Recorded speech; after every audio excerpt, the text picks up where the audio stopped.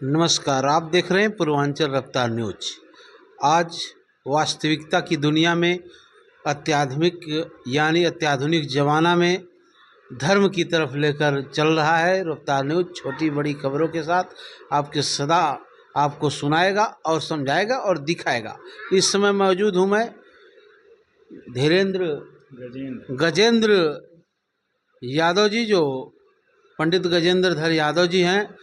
क्या इस समय जो बाबाओं का जाल है, तो किस प्रकार से लोगों को अपने जाल में फंसा रहा है, कुछ इस पे प्रकाश डालना चाहेंगे?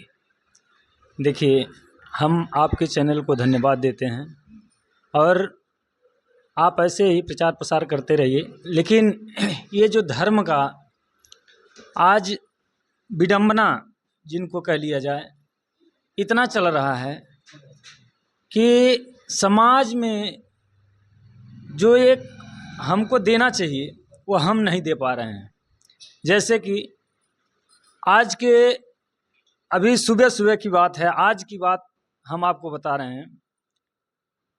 एक भक्त बुलाए और कहे, गुरुजी आप ये बताइए, कल पितृपक्ष का शुभ आरंभ हो रहा है और उसमें जल देना चाहिए कि नहीं देना चाहिए। तो हमने उनको कहा, देखिए, जब तक माता पिता जीवित हैं तब तक हम उनकी सेवा अगर कर लें तो उनको मिलेगा और वो आशीर्वाद भी आपको देंगे। लेकिन मरने के बाद हम उनको जल दे रहे हैं तो वो जल क्या उनको प्राप्त हो सकता है? क्या ये जो पितृपक्ष चल रहा है, पितृपक्ष, क्या ये आडंबर है क्या? जी, एक प्रकार से इसको आडंबर पॉइंट नोट करिएगा।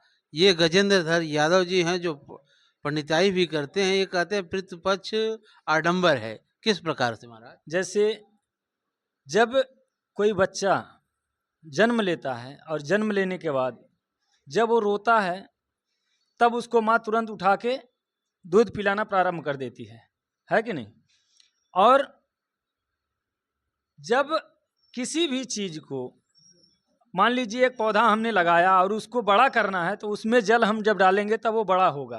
अब वो जो सूख जाएगा और सूखने के बाद उसमें हम जल डालेंगे तो क्या वो पौधा हरा भरा हो सकता है? नहीं होगा। इसलिए जब ये पितृपक्ष का प्रारंभ होता है तो उसमें आपको अगर करना है तो आप ऐसा करिए, जल में कोई पात्र ले लीजिए और उसमें जल भर दीजिए, अपने छत के ऊपर ले जाके रख दीजिए।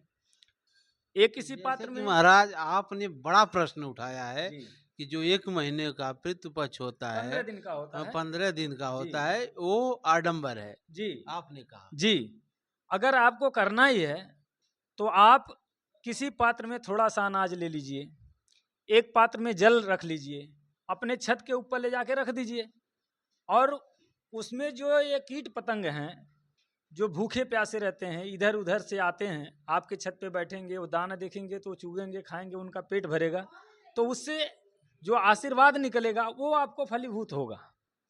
उस कहने का तात्पर्य है कि जीव जंतु को जो आप पितृपक्ष को दे रहे हैं, पिंड के माध्यम से, वो आप जीव जंतु को खिलाएं। जीव जंतु को खिलाइए। मान लीजिए जो है नहीं है, हम उसको जल देंगे तो क्या उसको जल मिलने वाला है? ये अच्छा लग रहा है किसी को भी? अगर अच्छा लग रहा हो आप लोग को तो बताइए कि मतलब ध्यान रहे, आप उंगली उठा रहे हैं सनातन धर्म जी पर। इस सनातन का जो बोलबाला आज के डेट में चल रहा है, इसमें कोई भी कार्य करने से पहले हम भी विवेकवान हैं, ठीक है, हम भी पढ़े लिखे हैं, हम भी गेरुआ वस्त्रधारी हैं, तो मैं भी मान रहा हूँ हमारे दर्शक भी आपको विद्वान समझेंगे। जी देखिए, कोई भी चीज जानने से पहले, करने से पहले उसको जानिए। जब करना है तो उसको पहले जान लीजिए कि हम करेंगे वो सही है या गलत है।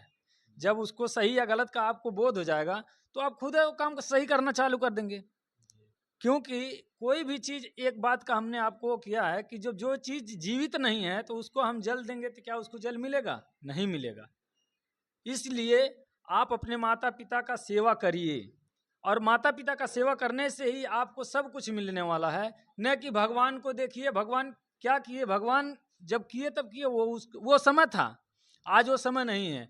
आज अपने माता पिता को ही भगवान मान के उनकी सेवा करिए, रात दिन और वो जो आशीर्वाद दे देंगे उससे आप जो फलेंगे फूलेंगे उस पे भगवान भी उंगलियां नहीं उठा सकते हैं। लेकिन माता पिता को दुखी करके आप जाके धाम करेंगे, तीर्थ करेंगे, उससे आपका कुछ होने जाने वाला नहीं है। क्या एक प्रश्न आता है, जो शादी विवाह में जी जो ब्राह्मण यानी उपरेहित होते हैं जी अपने जजमान को दबाकर पैसा ऐंठते हैं, जी। इस बारे में आपका क्या कहना है? देखिए, एक बात हम आपको बता दें, जब हम शादी विवाह करते हैं, शादी विवाह आज के डेट में एक माहौल सा बन गया है।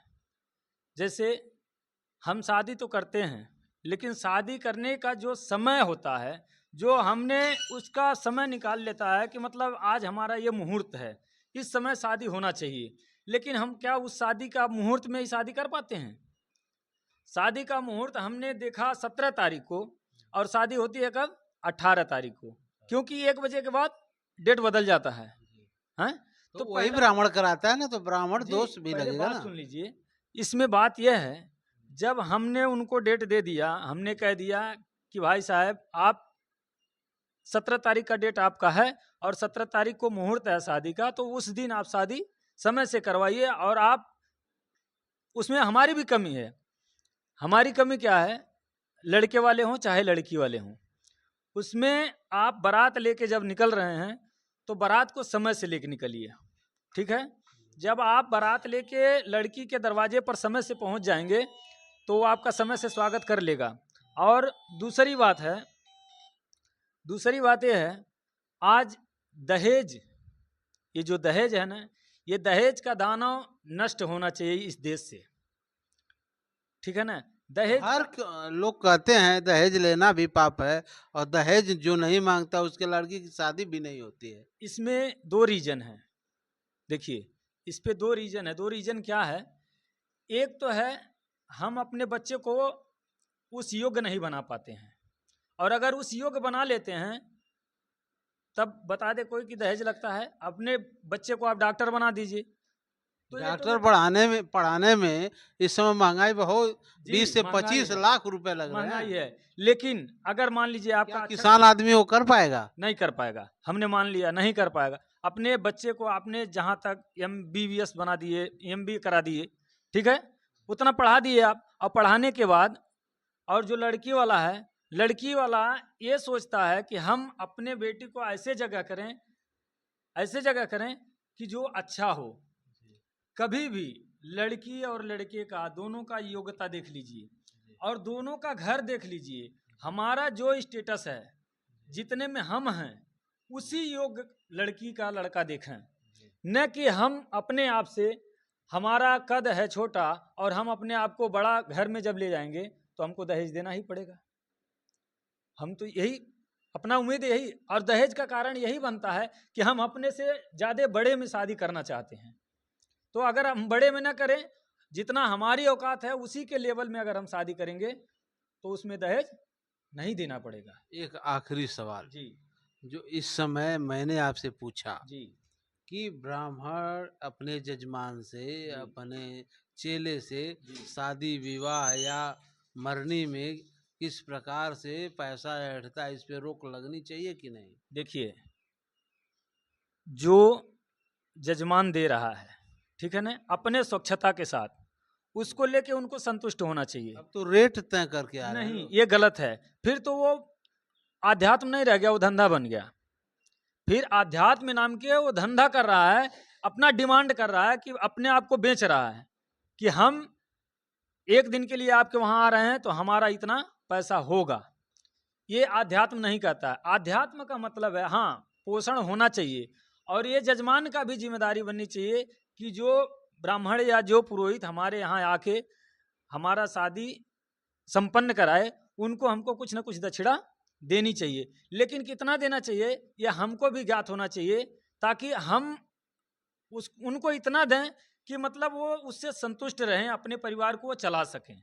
बस ये होना चाहिए, न ठीक है, कि उसमें आप 5,000 देखते रहिए 10,000 का। पूर्वांचल रफ्तार न्यूज रवि निषाद के साथ। नमस्कार।